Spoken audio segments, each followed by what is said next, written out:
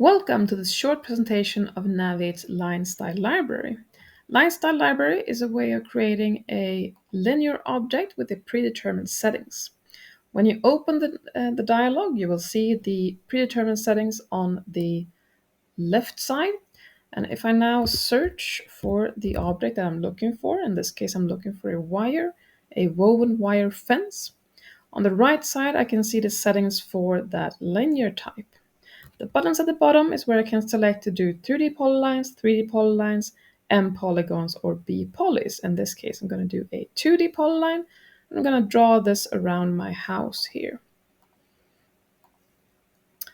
The object is automatically placed on the layer determined in the settings. As we can see over here, I have it on seaside fence.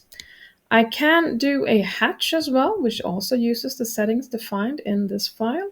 But I can also do an automatic hatch. So if I select auto add hatch up here, and then I change over to my grass pavers, we can see that we have a hatch pattern set there. And now if I do a 2D polyline, I do a closed 2D polyline to determine the area. And as soon as I do that, the hatch will also be created with the settings that you have in this dialog. We can also automatically add a property set and or pay item. So at the bottom here, we have properties and pay items. If I want to add this to objects already drawn, I can use the add property set to my object. And then we can see that object gets the property set applied.